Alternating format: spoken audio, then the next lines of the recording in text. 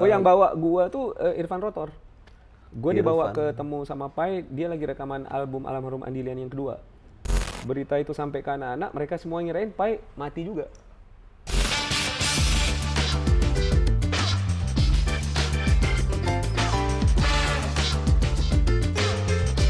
Nah, momentum lu akhirnya oke, gua hijrah nih ke Indonesia gitu. Itu kapan sih, Bang? Sengaja nggak sengaja, panjang sih ceritanya. But shortnya, band gue di sana tuh sebenarnya udah diterima sama major label, right? And shit happen. Panjang ceritanya. Nah, Di itu sana waktu gue masih di sana. singkatnya itu band apa tuh waktu itu, Bang, yang di Amerika? Nah, Ada dua, satu project gue sama Frank Polino sama Adrian English, itu adalah project instrumental, 3 gitar. Adrian English ini waktu itu udah diterima sama Mike Varney. Mike Varney ini adalah producer dan owner label yang menemukan Yngwie Malmsteen, Paul Gilbert, Jason Becker, Marty Friedman, 10-12 dewa besar shred dunia itu dia yang menemukan, dia yang pertama orbitin atau yang naikin lah, gitu, ya kan. Jadi Adrian English ini anak dari Honolulu juga, cuma udah di Las Vegas, dia udah pindah di Las Vegas dan udah mau diproduce sama si Mike Varney.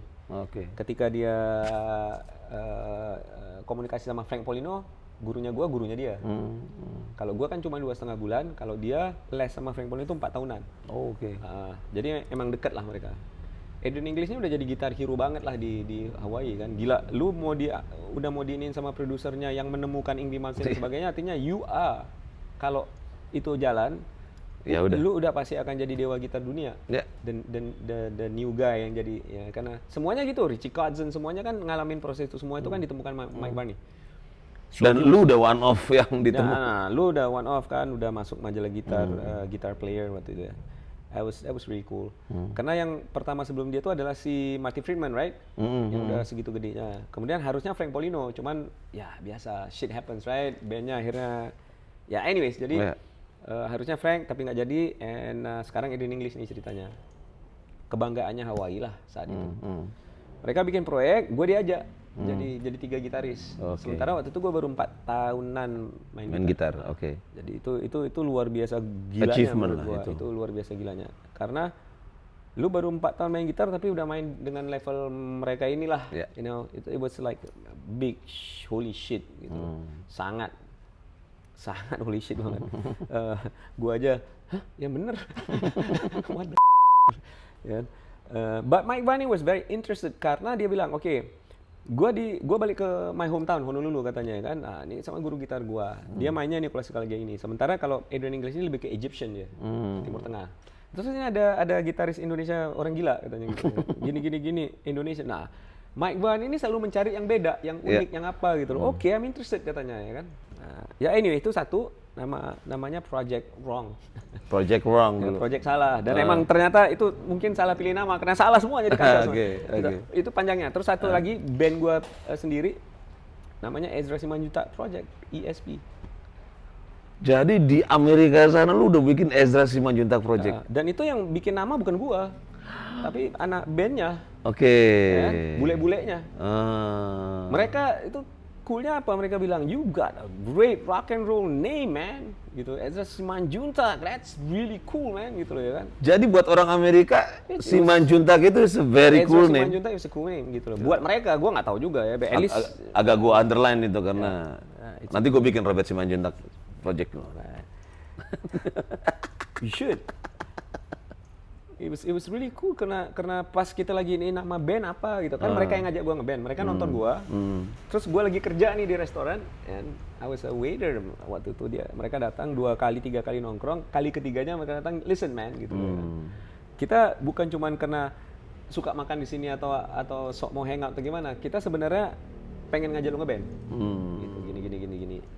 Terjadilah Ezra Simanjuntak Project. Ketika mau ini nama, gua udah susun nama apa segala macam, yang vokalis gua yang bilang, you know what would be cool name, Ezra Simanjuntak Project, ESP. It's like, shit man, that's my name. Gak norak apa gitu loh, bilang, kok nama gua sih gitu loh ya kan. Kan kesannya kayak ego banget gitu loh ya kan. Kesannya Bon Jovi banget. Yoi. Bukan gua ya walaupun termasuk pendiri lah kan, bertiga ini gitu, tapi kan Enggak juga gitu kan. Bukan gue yang bikin, gue mau bikin band nih gitu kan. Nyari namanya itu semua Juta Project. Enggak sama sekali. Mereka yang that's cool gitu loh ya. Dan mereka ternyata itu bukan pengakuan, tapi lebih ke namanya emang keren gitu ya. Buat mereka, Iya. gue malah nganggap itu norak. Jadi waktu kita udah ada 3 atau 4 nama kita select, terus kita rame-rame voting, nama itu yang paling banyak dipilih. Gue kalah suara totally. Gitu. Terjadilah ISP. Jadi ada dua project gue gitu di sana. Anyways, jadi pendeknya shit happens, panjang ceritanya, dan gue waktu itu udah berapa kali bolak-balik ke Jakarta, Indonesia, udah kenal sama anak Potlot, malah diajak gabung ceritanya nih, dianggap ya kita udah anggap lu anak Potlot gitu loh ya, which is really cool buat gue gitu. Siapa bang? Mereka anak-anak. Enggak maksud gue orang pertama yang yang bawa gue tuh Irfan Rotor. Gue dibawa ketemu sama Pai, dia lagi rekaman album Almarhum Andy Lian yang kedua. Oh, oke. Ceritanya gitu. Jadi gue dikenalin sama Irfan Rotor, gue sebenarnya dikenalin ke Rotornya sama Majalah Hai. Majalah Hai yang Majalah Hai itu wawancara, ya oke. Pendeknya gini, gue kenapa bisa jadi kemari, Majalah Hai pengen wawancara gue. Mereka nggak mau lewat telepon. Oh, terus jadi lu dipanggil? Lah, ke Indonesia, shit man, gue harus nabung dulu. Iya, gue nabung dulu, dan udah berapa bulan kemudian, gue beneran bisa ke Indonesia. Jadi gara-gara Majalah Hai. Majalah Hai. Kalau yang wawancara gue Denny MR. Denny MR. Oh, I see. Iya. Majalah Hai almarhum ya? Yes. Udah nggak ada sekarang. Gila itu majalah. Versi cetaknya nggak ada ya. Iya kalau itunya. Jadi gue diajak wawancara. Jadi Majalah Hai waktu itu pengen wawancara lu tapi dia pengennya face to face. Dan terjadilah.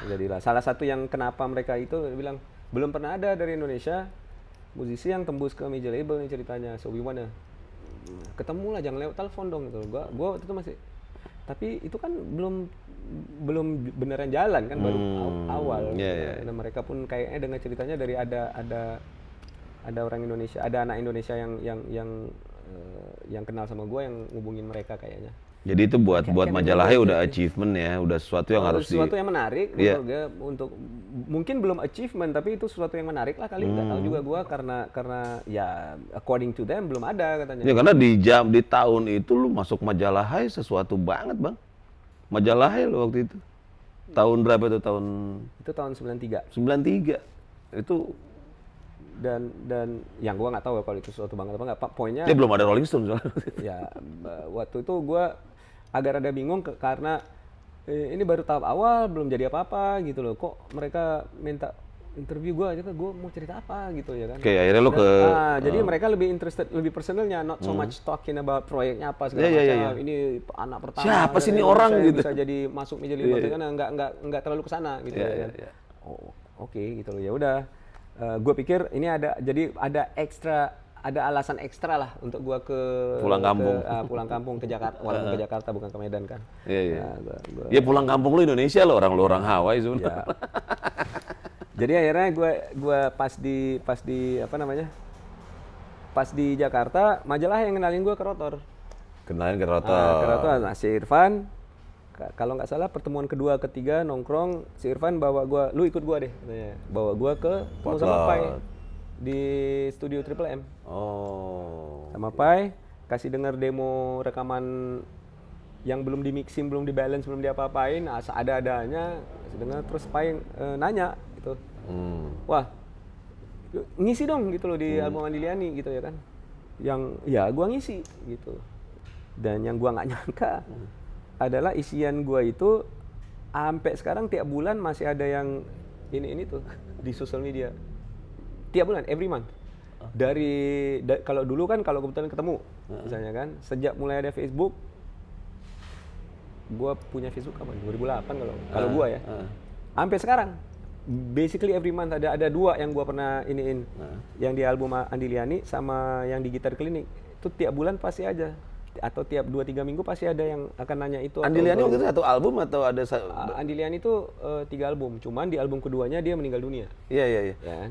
Lagu apa bang ya? Lagu Andy Liani yang menurut lo isian lo di situ dan lagunya menurut lo? Ada ya enggak, gue cuma ngisi 2 lagu doang. Nah, apa itu? Yang pertama itu Mimpi Burukmu. Nah, kemudian ada yang instrumental itu judulnya Jumpy. Nah, dengerin aja. Dan yang gua nggak nyangka adalah sampai sekarang masih ada yang ini itu kan, sampai sekarang. Solo yang gua isi itu memang sangat unusual ya, belum ada. Itu yang pertama di Indonesia, solo kayak gitu. Tahun itu ya? Tahun itu, sampai sekarang. So, bukannya masuk memuji gitu, enggak, iya. Maksud gua adalah itu memang beneran unusual banget gitu. Jadi apa namanya, si Pai pun intinya adalah sikat aja gitu ya kan. Jadi ya udah, gua itu kan semua mendadak, gua nggak siap apa-apa gitu loh. Anyways, jadi gua nyambung banget lah sama apa, walaupun bahasa gua masih ngaco. Akhirnya gue malah nongkrong sama dia, ya kan. Si Irfan cabut atau pulang atau gimana, si Pai bawa gue ke Potlot. Gue lebih sering nongkrong di Potlot jadinya kan. Cuman gue masih bolak-balik. Di sini cuma sebulan. Balik lagi ke Hawaii. Terus gue balik lagi. Ya, gue ngerasa beneran diterima lah sama anak Potlot kan. Dianggap udah jadi kayak ya circle lah, bagian udah di dalam ya mereka. Udah in the circle lah waktu itu. Kita udah nganggap lu sebagai anak Potlot gitu. Oke. So, yang tadinya kalau gua ke Indonesia gua ngerasa sangat aneh sendiri, beda sendiri. Karena gini, kalau gua kelihatan Indo atau gimana, mungkin agak lebih mudah kali ya. Karena gua jelek dan tampang gua nggak ada Indo-Indonya. Sedangkan ngomong bahasa Indonesia nggak bisa, atau masih hancur banget. Dianggapnya belagu malah. Dianggap belagu, dan gua bawaannya street. Gua kan street. Gue jalanan banget, right? Gue ngomong sama yo, what up man gitu. Gue kayak gitu. Dude, what's up gitu ya kan. Kayak gitu. Emang kayak gitu gue juga di sana. Itu normal buat gue. Di sini kan nggak normal. Ketemu sama what's up man gitu loh. Tengik banget tuh. Banyak yang ada. Siapa sih nih? Gitu kan. Jadi harus selalu ngejelasin kan. Teman-teman gue tuh selalu ngejelasin. Atau kadang malah harap maklum. Sorry man, temen gue gini. Barulah mereka gitu loh. So, tapi kalau di Potlot, it doesn't matter man. Mereka langsung menerima gue apa adanya. So, everything is all good gitu loh kan. Gue bahkan nyambung banget sama salah satu yang teman deket banget sama gue waktu itu adalah Lilo Cloud Project. Sama Lilo justru. Sangat nyambung banget. Dia seneng banget malah bahwa apa adanya. Gue zaman itu gue selalu ngomong every other word itu pasti kata man, shit man, gitu terus kan. Ya itu buat orang sini yang agak masih bisa atau lancar atau ngerti bahasa Inggris pun masalah buat mereka. Gila nih orang ngomong. Ngapain sih ngomong gini gitu ya? Ini banget. Gue malah pernah diusir sama nyokapnya Pai. Kan gue sempat pernah stay di rumahnya dia, diusir. Teman kau itu. Kita orang Batak udah kasar. Ini lebih kasar. Diusir gue. Asli si Pai. Jadi gini kan. Dia ceritain gitu ya. Waduh, gue bilang. Jadi harus gimana, dia sambil ketawa dia bilang lu harus lebih ini gitu loh ya kan. Jaga ini lu gitu loh. Oh shit man gitu loh. Gua nggak pernah mikir. Sampai diusir itu baru benar-benar kena gua. Benar-benar. Waduh, gua minta maaf sama nyokapnya. Minta maaf tante, maaf banget ya gitu, you know. I mean itu ya agak diceramain lah gini. Tapi gua berdiri situ dengerin, oke. Shit man. Itu pelajaran banget buat gua. Nah, kembali ngejawab pertanyaan awal, kok bisa pindah ke Indonesia? Awal mulanya itu. Nah, ketika proyek gua hancur berantakan semuanya, gua depresi lah gua di sana. Lu bayangin. Bisa dapat deal di major label. Gua dapat dealnya gila, men. Production label deal, bukan artist signing. Gitu. Nah, untuk bisa dapat production label deal harusnya lu tuh jadi produser atau apa yang udah punya nama besar dulu. Stepnya harusnya di situ. Emang begitu.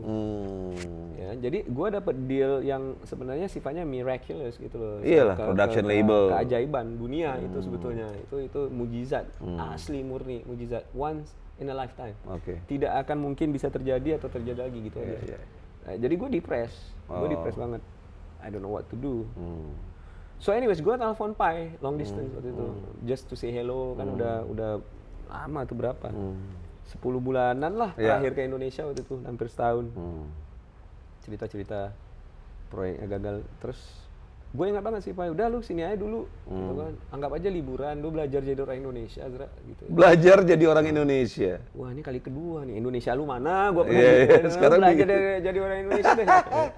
Setahunan atau gimana gitu loh. Gue lagi bangun studio, bentar lagi udah kelar. Lu bantu gue, kita setup. Gue lagi, nah dia mau bikin production label, memang udah ada deal dengan major label Indonesia kan. Apa lagi bikin Palu gitu?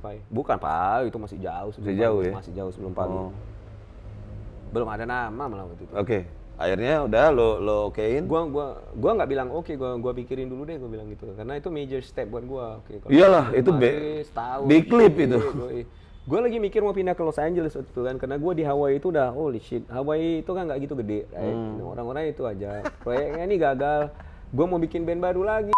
Gitu loh ya. Bukan malu, bukan masalah. Gak ada hubungannya sama malu. Hubungannya tuh adalah dengan gue udah dalam kondisinya holy. Iya, udah di plus mau gimana? Gue udah few months later gue beneran jadi kemari. Oke. Terus orang pertama yang lo temuin Pai. Ya. Kondisi gue waktu itu lagi apa banget juga sih. Gue barusan kehilangan 2 orang teman. Ada lah cewek yang gue lagi deketin yang di hari gue mau nembak dia jadi pacar gue nggak pernah pacaran saat itu ya. Jadi karena jadi ini cewek yang pertama gue mau pacarin nih ceritanya kan, she was beautiful bla bla bla. Di hari, jadi gue nelpon dia pagi kalau nggak salah. Malamnya gue ngajak ketemuan, gue mau tembak. Mau nggak lu jadi pacar gue? Sorenya dia meninggal dunia, kecelakaan mobil. Sementara gue harus pulang kampung, gitu ya kan. Gue kenalan sama dia waktu itu dia orang Malaysia. Iya. Orang royalty, kerajaan. Omnya Sultan Malaysia, yang di Pertuan Agung. Udah belos lah tuh ya. Nah jadi gue nggak tahu sampai setelah dia meninggal. Iya, setelah tahu gila keluarga kesultanan gila. Gue nggak tahu. Dia nggak mau ngasih tahu dia siapa, keluarganya siapa. Dia cuma bilang gue harus pulang kampung. Terus gue bilang lu jangan, gue pengen ketemu malam nih, penting. Gue bilang gitu ya kan, penting. Nah emang lu mau apa Zra gitu ya? Ya ntar aja lah. Masa di telepon gue bilang ya kan, ketemuan aja gitu ya kan. Apa sih bikin gue deg-degan? Dia bilang enggak, ini asik kok, gue bilang gitu ya kan. Cuman harus ketemuan. Gak bisa nggak? Ya, bisa nggak? Berapa hari lagi gue harus pulang kampung. Terus emang nggak bisa lu ngeles kayak apa, sakit perut apalah. Terus dia bilang lu nggak tahu keluarga gue Zra, kalau udah dipanggil gue harus pulang. Setelah meninggal baru gue tahu oh yang manggil dia itu Sultan, right? Ya itu apa, lu bayangin ya, gue baru tahu dia siapa tuh karena koran besarnya sana, kayak kalau di Indonesia Kompasnya Malaysia, nah utusan Malaysia itu berita dia kecelakaan itu di front page, man. Ini ada apa terus di bawahnya di front page. Iya. Gue ngelihat itu, gue dapat kabarnya nelfon. Gue nelfon ke rumahnya, yang angkat nyokapnya. Pas gue minta ngomong sama dia, nyokapnya marah-marah sama gue. Lu nggak tahu? Enggak, marah-marah. Kamu siapa gini-gini loh? Ya tante, saya temennya. Udah. Maaf tante, cuma mau ngomong doang kok, gue bilang. Terus tiba-tiba dia nangis, nyokapnya nangis. Ya tante, kenapa? Kan gue bingung gitu loh, kok nangis? Terus tiba-tiba, kamu belum tahu ya? Nah, belum tahu apa tante? Husna barusan meninggal dunia. Ya ampun. Gue malah masih nggak nyambung. Yang meninggal siapa tante? Bego kan? Ya kecelakaan mobil ternyata. Jadi double lah tuh ya, patah hati hubungan itu, terus plus depresi band. Iya. Itulah yang lu bawa ke Indonesia. Jadi kondisi gue lagi labil memang. Itu lagi nggak asik banget lagi nggak asik banget ditemenin tuh bang, orang kayak gitu tuh. Iya. Gue datang kemari, dengar dulu. Landing, gue dijemput sama teman, diantarin ke Potlot nih. Set, begitu nyampe, ketemu Pai. Pertanyaan pertama gue ke dia adalah kan, "Weh man, oke kan?" Pertanyaan pertama, "Andi mana?" Pai. "Andi siapa Zra?" Andi Liani. Ya Andi Liani lah. Dia ngeliat gue. Ya. Lu nggak tahu ya gitu loh. Tahu apa? Lu duduk dulu deh. Gue duduk. Udah nggak enak perasaan gue. Andi Liani udah meninggal Zra.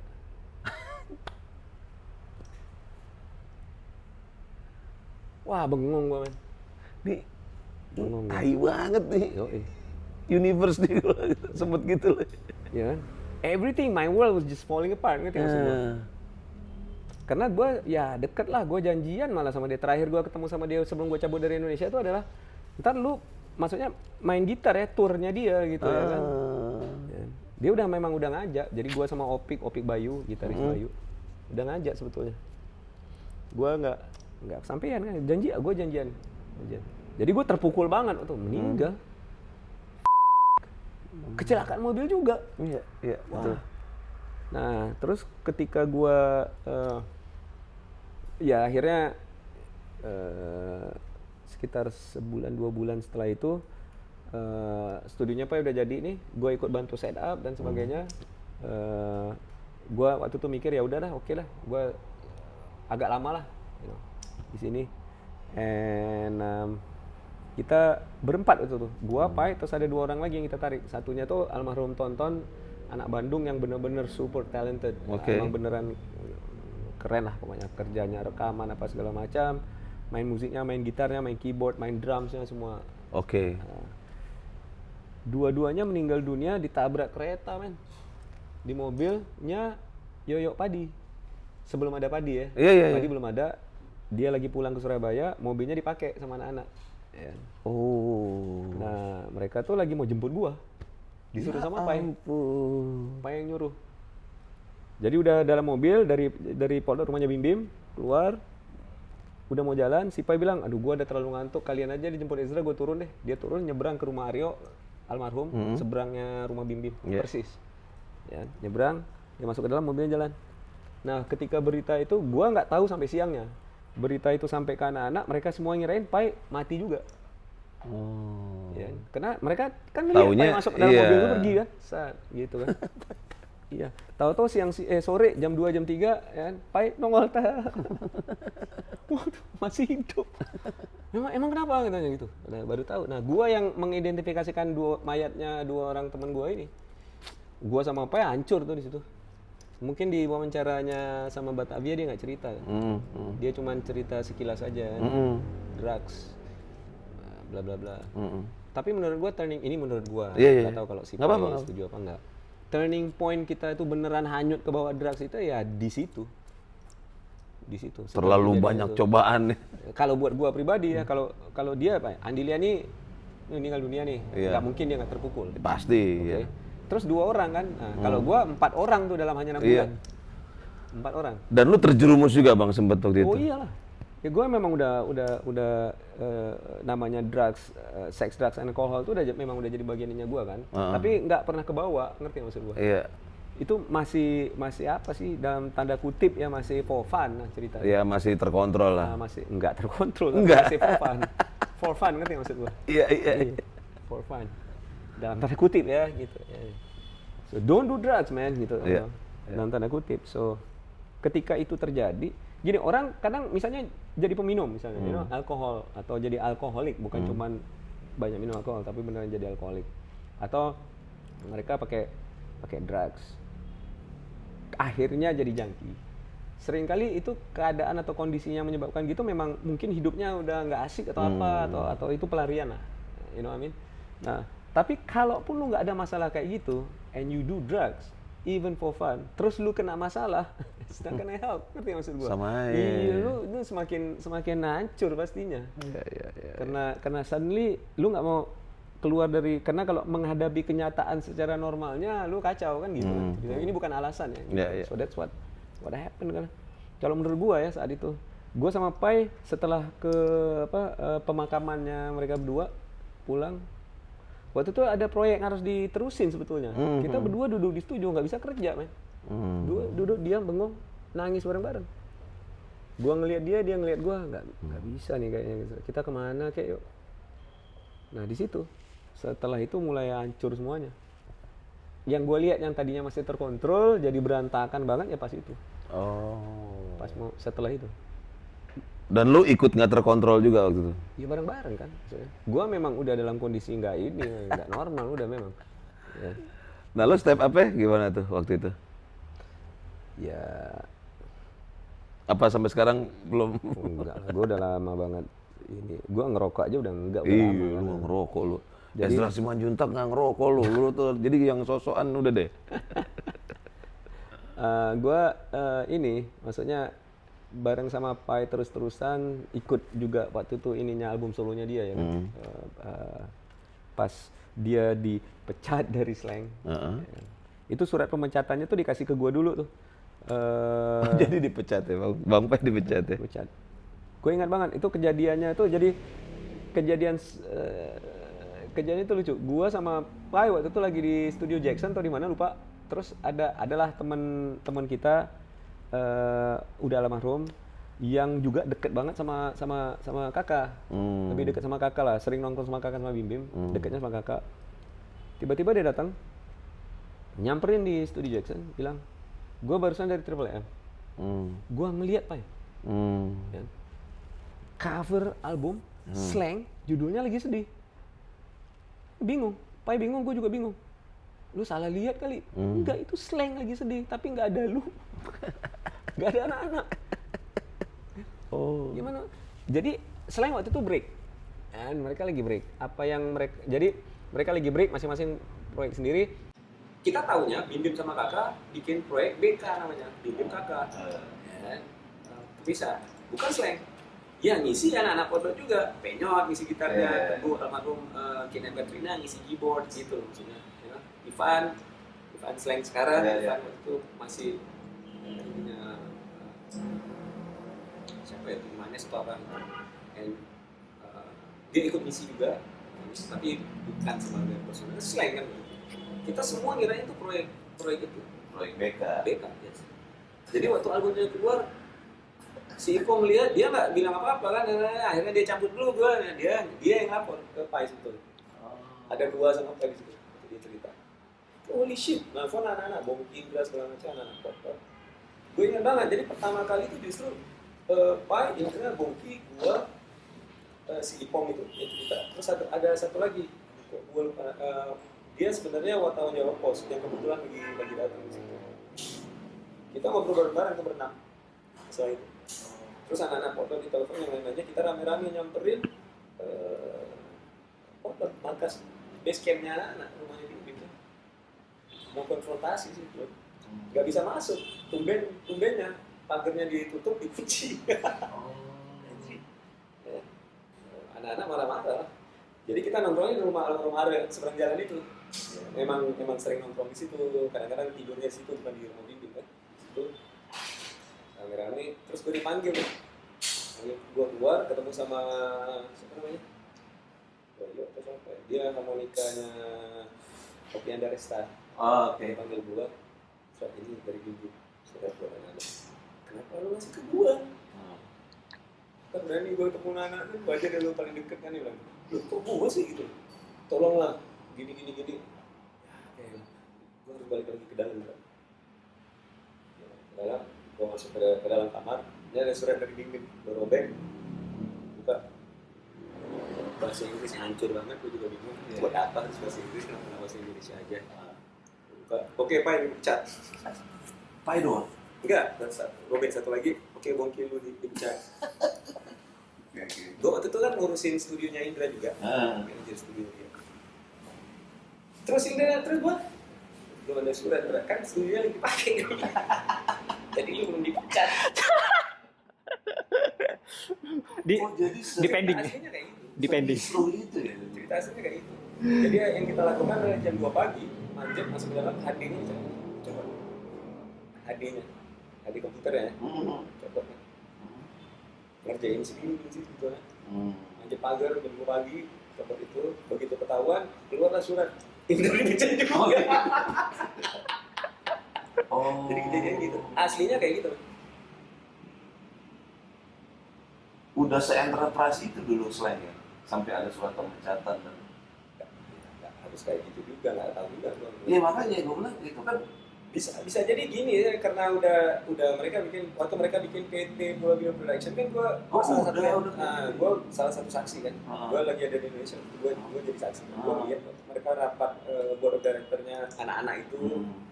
Terus gue yang malah briefing ngejelasin ke si kakaknya Bim.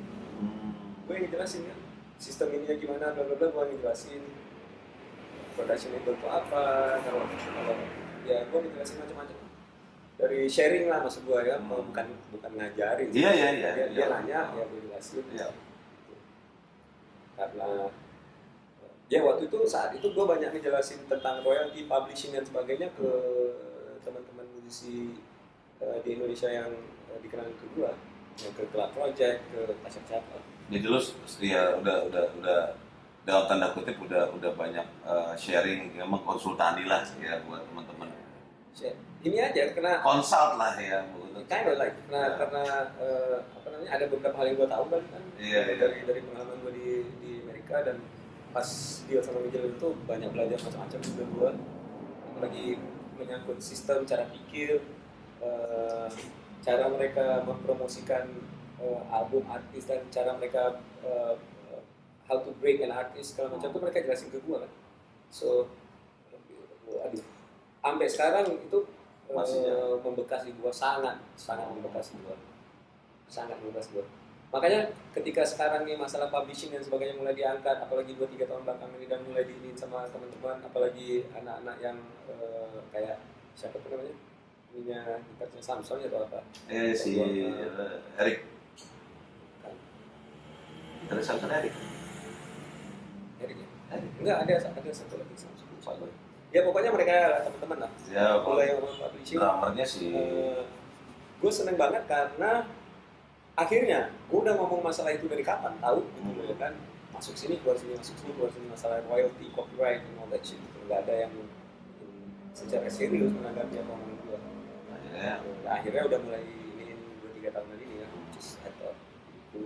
I'm just saying that kenapa kita nggak dari dulu ya? Gue udah ngomong ini dari tahun kapan kali gitu loh. Baru sekarang mulai dijalanin dan diusahakan. Dan itu pun bisa terjadi karena udah era yang sangat berbeda dari dulu, mungkin karena itulah jadi berani atau jadi bisa. Gila ya, nih kuliah berapa jam nih bersama profesor? Enggak. Ilmu tuh. Thank you banget Bang Ezra Simanjuntak. Horas. Tos dulu lah. Fist bump.